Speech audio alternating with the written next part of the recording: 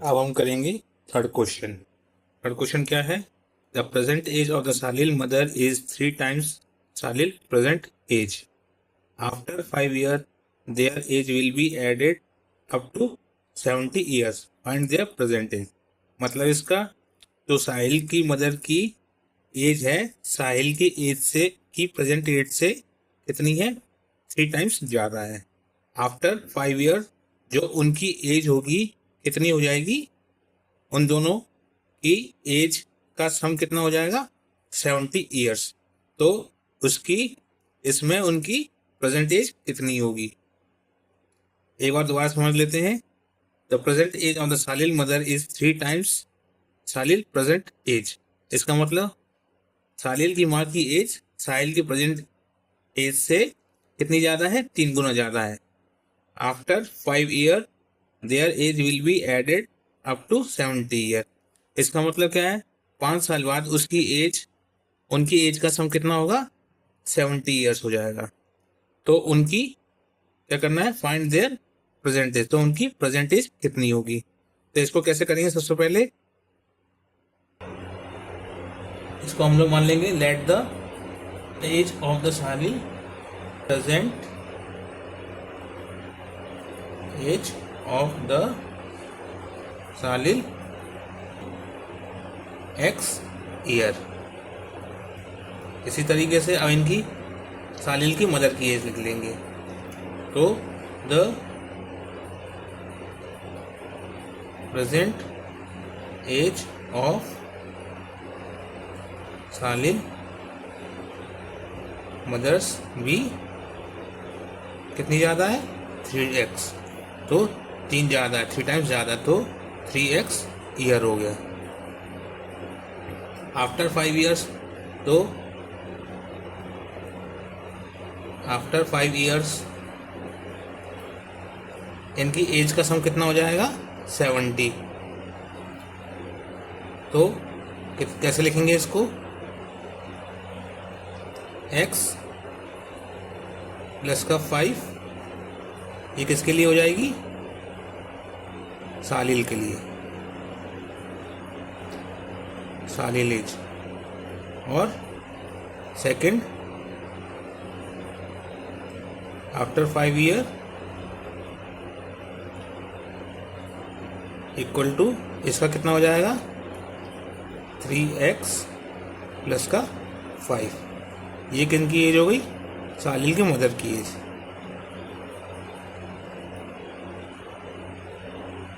अब इसका एक्सप्रेशन बना लेंगे। तो एक्सप्रेशन कैसे बनेगा? x प्लस का 5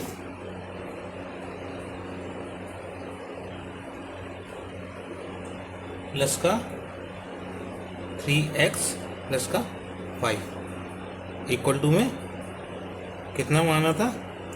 सम कितना था? 70 ईयर। अब इसको सॉल्व कर लेंगे। तो सॉल्व करेंगे, कैसे लिखेंगे इसको? x प्लस का 5 प्लस का 3x प्लस का 5 इक्वल टू का 70। तो x 3x प्लस का x 4x प्लस का 10 इक्वल टू का 70। तो 4x यहाँ का यहाँ, 70 में से 10 माइनस करेंगे तो 4x इक्वल टू यहाँ पर इसका 70 में से 10 माइनस करा 60 आया। तो फिर x की वैल्यू कितनी आ जाएगी? 60 अपॉन का 4 कर देंगे तो 15 ईयर्स आ जाएगी, 15 आ जाएगी। तो ये किसकी एज निकली? सालिल की एज। इधर लिख देंगे so the age of Salil is 15 year then the age of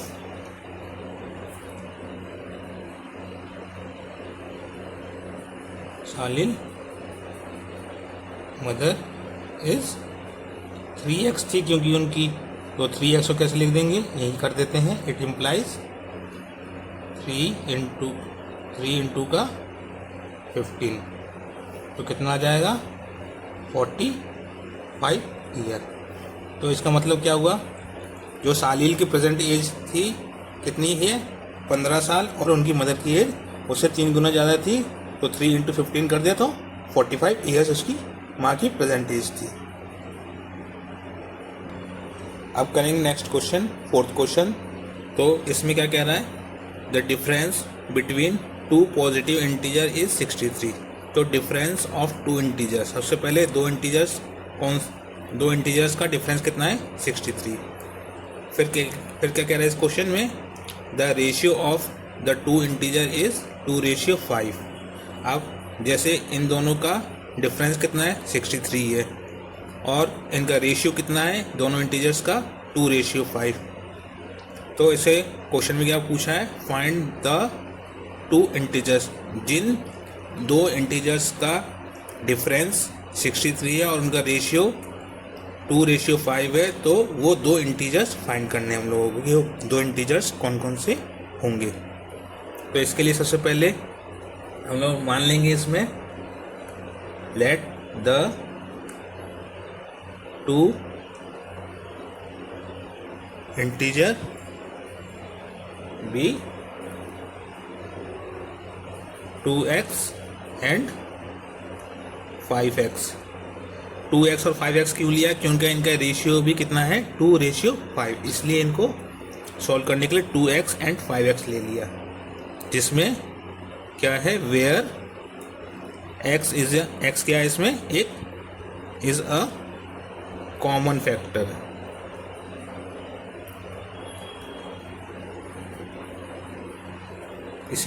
इसलिए अब इसको आगे कैसे सॉल्व करेंगे, इसके लिए एक्सप्रेशन बना लेंगे 2x। अब डिफरेंस बोल रहा था, तो बड़े में से 5x माइनस का 2x इक्वल टू कितना है, इन दोनों का डिफरेंस 63 है। केवल इसको सॉल्व कर लेंगे तो आंसर आ जाएगा। 5x में से 2x गया तो 3x इक्वल टू का 63, x बराबर का 63 अपॉन का 3, 3 1 जा 3, 3 2 जा 6, 3 1 जा 3, तो x की वैल्यू कितनी आ गई 21। तो फर्स्ट इंटीजर कितना आ गया, सो उसको कैसे लिखेंगे, the first integer is 2x। तो 2x की वैल्यू कैसे निकालेंगे, 2 इंटू का x की वैल्यू कितनी आई 21, तो कितना हो गया 42। इसी तरीके से सेकंड वाला निकाल लेंगे, the second integer is 5x। तो इसको किससे, पहले इसको 2 से मल्टीप्लाई करा था, अब 5 से मल्टीप्लाई कर देंगे, 5 इंटू का 21, तो कितना आंसर आएगा 105। लास्ट में लिख देंगे, hence the two integer are 42 and 105। That's all. अब करेंगे अगला क्वेश्चन, जिसमें क्या दिया गया है, Ruby has 3 times as many 2 rupees coins as she has 5 rupee coin। मतलब क्या है इसमें, रूबी के पास 2 रुपये के सिक्के कितने ज़्यादा हैं उससे, 5 रुपये के सिक्कों से 3 टाइम्स। ठीक, अगर उसके पास टोटल कितने रुपीज़ हैं 88 रुपीज़ हैं, तो उसके पास टोटल कॉइन्स 5 रुपीज़ के और 2 रुपीज़ के कितने होंगे। इस क्वेश्चन का मतलब ये है, एक बार और समझा देता हूँ। रूबी के पास 2 रुपये के सिक्के 5 रुपये के सिक्के से कितने ज़्यादा हैं, 3 गुना ज़्यादा हैं, और अगर उसके पास टोटल 88 रुपीज़ हैं, तो उसके पास टोटल कितने कॉइन्स होंगे ईच टाइप के, मतलब कि 5 के और 3, 5 और 2 रुपीज़ के कॉइन्स कितने होंगे उसके पास। तो इसको सबसे पहले सॉल्व कैसे करेंगे,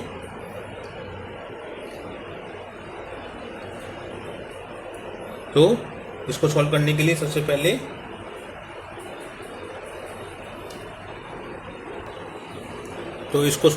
सबसे पहले लिखेंगे यहाँ पर let the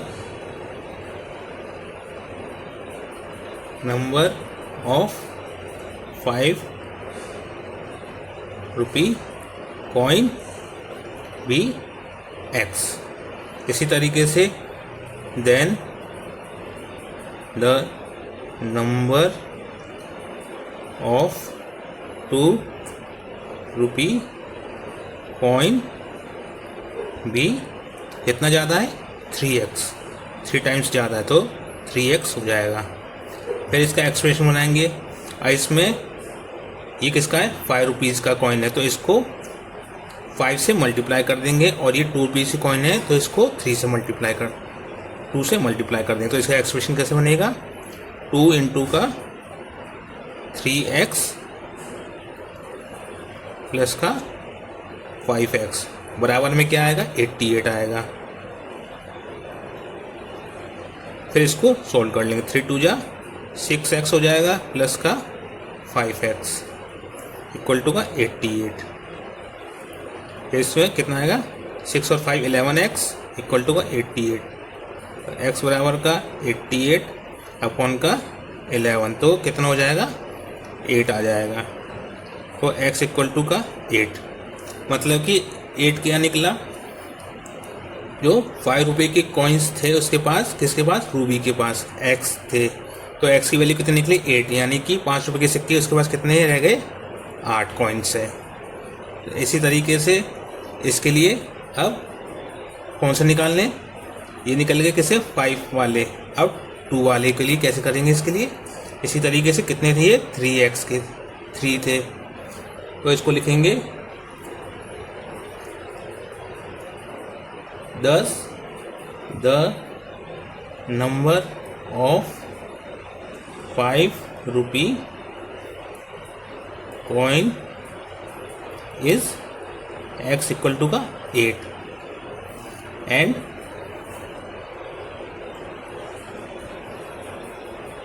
the number of 2 rupee coin is कितना था 3x।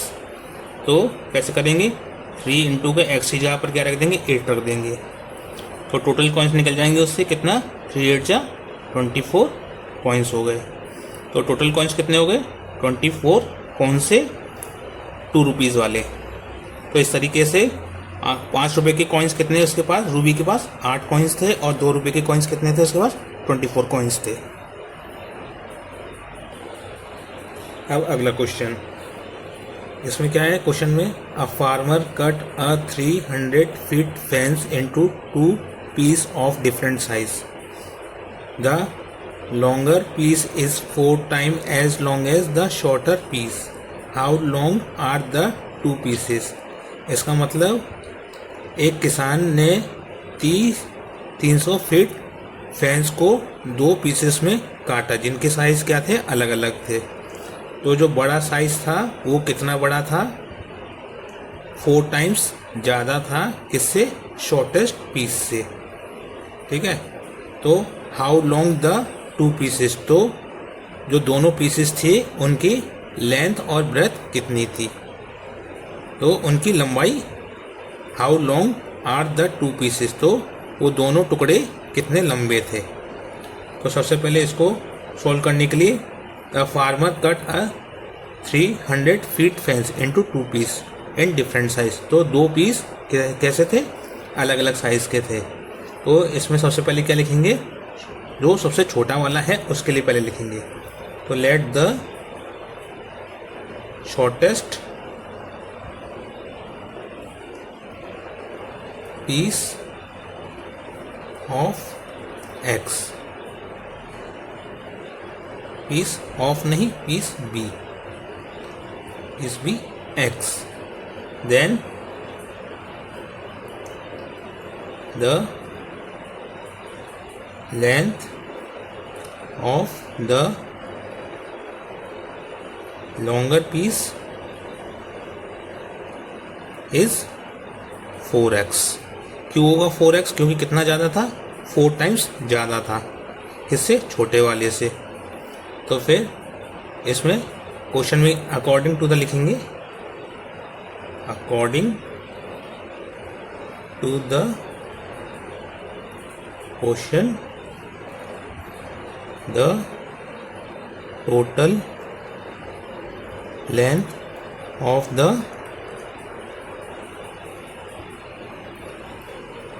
Length of the fence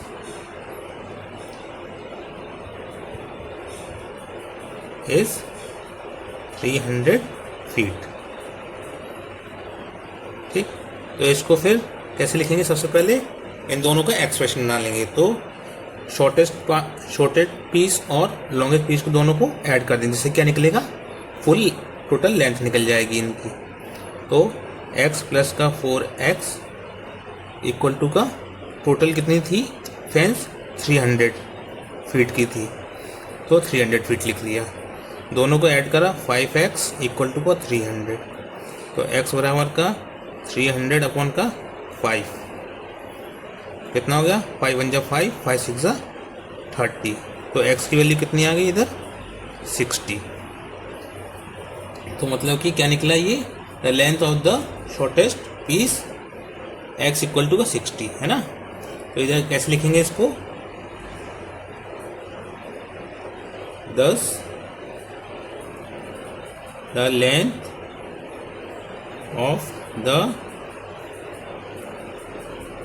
shortest piece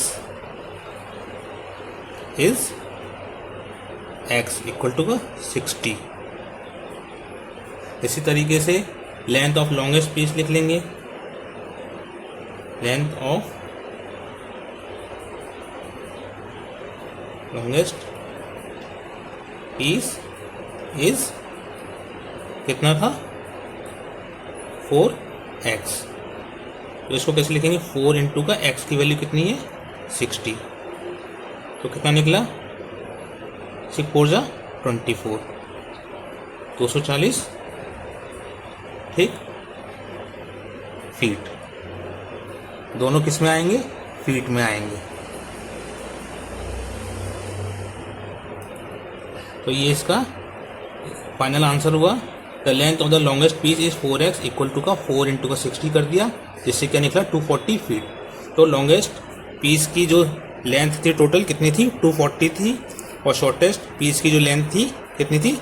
60 feet थी। तो इसमें यही पूछा गया था जो कंप्लीट हो चुका है। अब इसमें नेक्स्ट क्वेश्चन क्या है? जो कि लास्ट क्वेश्चन है इस एक्सरसाइज का 2.2 का। तो इसमें क्या कह रहे हैं? अगर पहले क्वेश्चन पढ़ लेते हैं, उसके बाद इसका डिस्कशन करेंगे। तो सबसे पहले इसमें क्या लिखा है? The length of a rectangle is 3 more than twice its width and its perimeter is 24 centimetre. What are the dimension of the rectangle?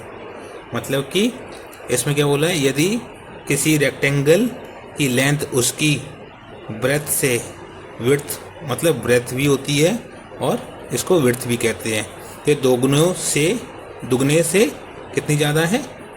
3 गुना ज़्यादा है। दोबारा समझा देते एक बार। किसी भी रेक्टेंगल की लेंथ अगर उसकी विड्थ से, इसकी विड्थ की दुगनाई से 3 गुना ज़्यादा है, तो उसका पेरीमीटर अगर 24 सेंटीमीटर है, तो उसका डायमेंशंस कितने होंगे? मतलब कि उसकी डायमेंशंस मतलब उसकी लेंथ और ब्रेथ कितनी होगी। ठीक, तो इसको सबसे पहले सॉल्व करने के लिए यहाँ पे मान लेंगे इसमें क्या निकालना है? पहले what is the dimension of the rectangle, तो मतलब कि इसमें लेंथ और ब्रेथ दोनों निकालने हैं। तो इसके लिए सबसे पहले लिखेंगे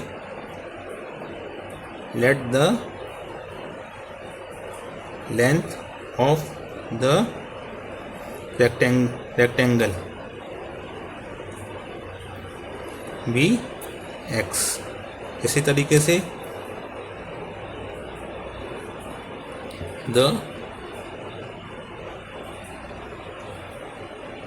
सबसे पहले लेंथ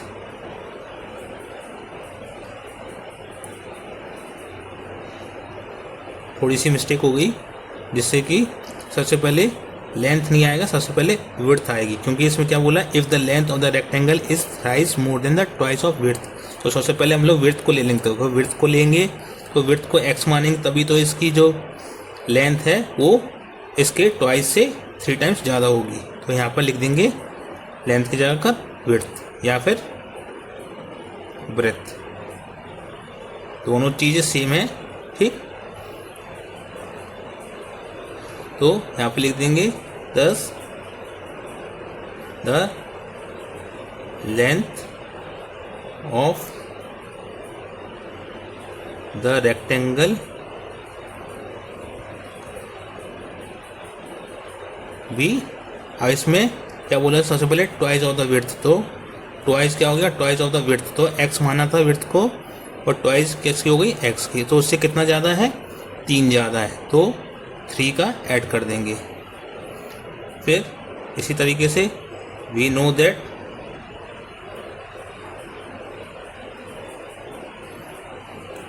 इसमें क्या लिखा है, पर इसका क्या निकाल, पहले क्या देखेंगे हम लोग, इसका पेरीमीटर। तो सबसे पहले पेरीमीटर फॉर्मूला लगा देंगे यहाँ पर, द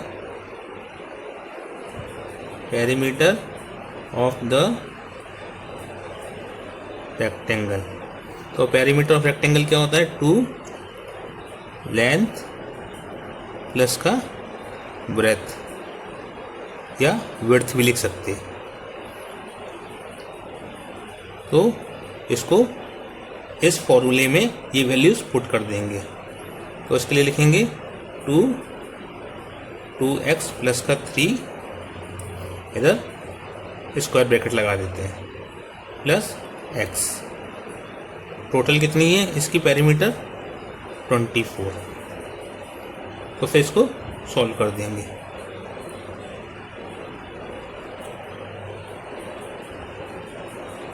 तो 2 इंटू का 2x प्लस का x कितना हो गया 3x प्लस का 3, फिर 24 वैसे के वैसे, और इसको अंदर मल्टीप्लाई कर देंगे। 3 2 6x प्लस का 3 2 6 इक्वल टू का 24।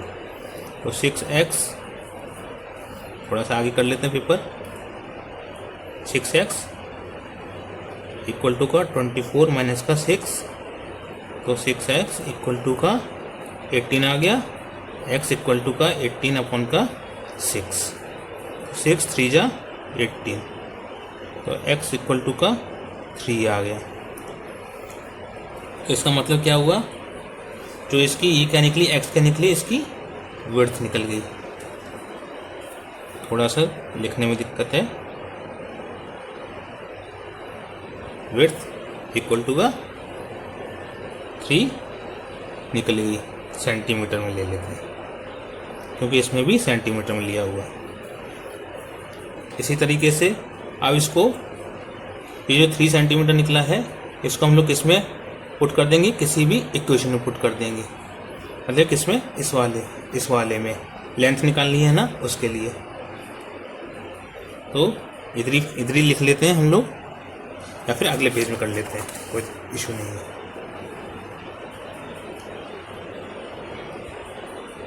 इधर लिख लेते हैं, now substitute x equal to का 3 into the expression for the length. तो लेंथ इक्वल टू का 2x प्लस का 3, इसमें x की जगह पर क्या रख देंगे, 3 रख देंगे, x इंटू का 3 प्लस का 3, तो 3 2 6 प्लस का 3, तो कितना आ जाएगा 9 सेंटीमीटर। तो इस तरीके से क्या निकल गया, दोनों चीज़ निकल गई, लेंथ और ब्रेथ। तो उसको कैसे लिखेंगे, अकॉर्डिंग टू क्वेश्चन लिखेंगे, क्योंकि उसमें डायमेंशंस पूछे थे, तो उसमें डायमेंशन की लैंग्वेज में लिखेंगे, द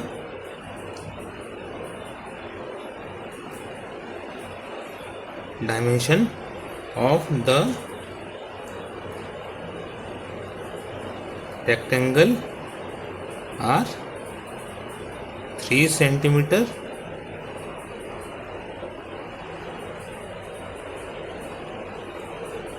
इंटू 9 सेंटीमीटर। ये इसका फाइनल आंसर है। नेक्स्ट वीडियो में करेंगे हम 2.3, जिसमें अगले जो कि पेज नंबर कितने, पेज नंबर 23 पर है, उसको हम करेंगे नेक्स्ट वीडियो में।